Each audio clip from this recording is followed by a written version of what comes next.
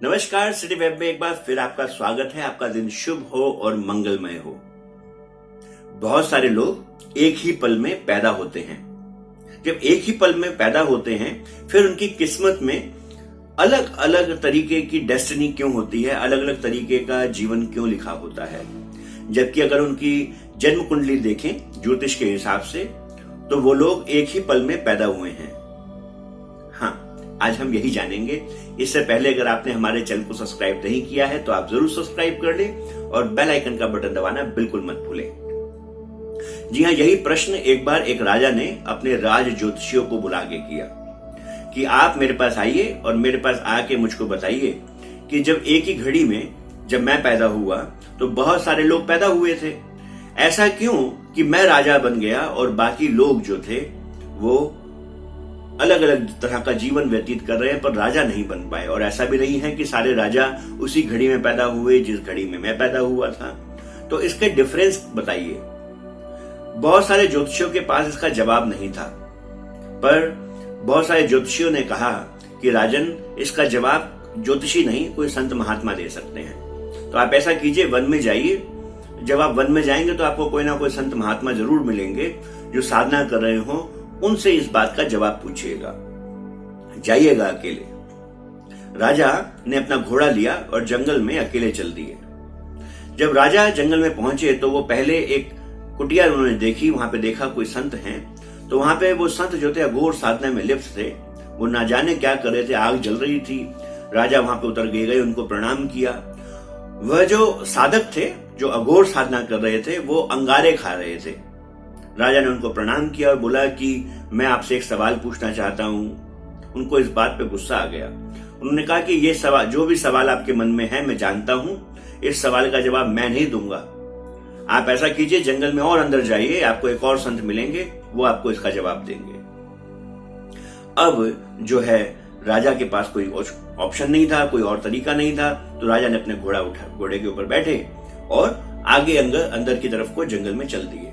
जब अंदर की तरफ जंगल में गए तो वहां पे देखा कि एक और संत बैठे हुए थे। ये संत तो अजीबोगरीब साधना कर रहे थे। ये बैठे थे और अपने ही मांस के छोटे छोटे टुकड़े करके उसको खा रहे थे। अपने हाथ का कुछ हिस्सा काटते, मांस का कुछ हिस्सा काटते, उसको पकाते और उसको थोड़ा थोड़ा खाते। राजा ने बोला, प्रणाम किया कि मुझे तो समझ नहीं आता कि आप लोग क्या क्या साधनाएं यहाँ पे करते हो। मैं आपसे सवाल पूछना चाहता हूँ। महात्मा ने कहा, जो आपके सवाल का जवाब है, आप ऐसा कीजिए कि आप जंगल में अंदर की तरफ जाइए, मुझे मालूम है आप क्या पूछने वाले हैं। और वहां पे एक आदिवासी परिवार रहता है। इस आदिवासी परिवार में जब आप जाएंगे तो यहाँ पे एक बच्चा जन्म लेगा। वो आपके सवाल का जवाब आपको देके उसकी मृत्यु हो जाएगी। तो आप आदिवासी परिवार, आदिवासी कबीला ढूंढिए जहां पे एक बच्चे का जन्म होने वाला है। आप उत्तर दिशा में जाइए और वहां पे आपको मिल जाएगा। राजा ने इनको भी प्रणाम किया। राजा असमंजस में था कि ये संत महात्मा क्या क्या करते हैं और मुझे इनको कैसे मालूम चल गया कि जब मैंने नहीं बताया तो भी इनको कैसे मालूम चल गया कि मैं क्या पूछना चाहता हूं। और जब ये जंगल में अंदर गए तो वहां पे सचमुच कबीला था जहां पे एक बच्चे का जन्म होना था। जैसे ही बच्चे का जन्म हुआ तो वह राजा के समक्ष रख दिया गया। बच्चे का जन्म हुआ। बच्चा विचित्र था, वो बचपन से ही बोल पाता था। राजा ने उनसे फिर अपना सवाल दाग दिया कि जब जिस समय पे मैं पैदा हुआ, उस समय पे जब सभी लोग, बहुत सारे लोग पैदा हुए होंगे पूरी दुनिया में, तो सभी लोग राजा क्यों नहीं बने, मैं ही राजा क्यों बना।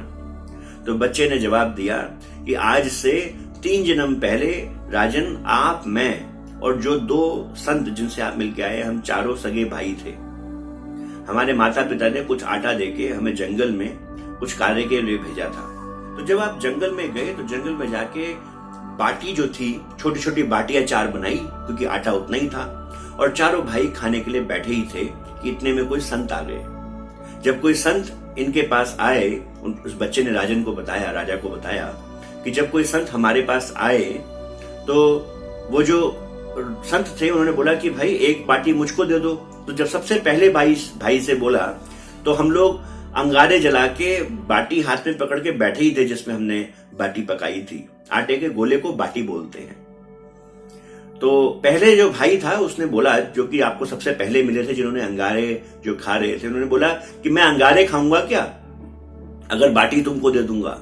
और दूसरे को जब संत ने बोला तो दूसरे ने बोला कि मैं अपना मांस नोच के खाऊं अगर मैं बाटी तुमको दे दूं, जो मांस खा रहे थे। बोले तीसरा था मैं। जब मुझसे उस संत ने बोला बाटी देने के लिए तो मैंने उनको जवाब दिया कि मैं क्या भूखा मरूं अगर तुमको बाटी दे दूं तो। और चौथे थे राजन तुमने अपनी बाटी को आधा तोड़ के संत को दे दिया कि संत जी अगर मैं भी भूखा रह गया तो मैं मर जाऊंगा, तो हम क्यों ना आधी आधी खा ले अगर आपकी अनुमति हो तो ये हमारे कर्म थे। अब जो पहला भाई है वो अंगारे खाता है क्योंकि उसने ऐसे शब्द एक संत को बोले कि क्या मैं अंगारे खाऊंगा, तो वो आज अंगारे ही खा रहा है। हालांकि परमात्मा की भक्ति करता है पर उनको सिर्फ अंगारे खाने का ही आदेश है। दूसरा जो भाई था वो अपना ही मांस खाता है, उसको कुछ और खाने का आदेश नहीं है। आज मैं पैदा हुआ हूं, मैं एक भी अन्न का दाना भी ग्रहण नहीं कर पाऊंगा क्योंकि मैं भूखा ही मरूंगा, मैं मां का दूध नहीं पी पाऊंगा। और ये कहते ही जो बच्चा था उसने प्राण त्याग दिए। और राजा जो थे वह ये बात समझ चुके थे कि जीवन में हमारे जो कर्म हैं वही हमारे जीवन में कोई ना कोई भाग्य लेके आते हैं।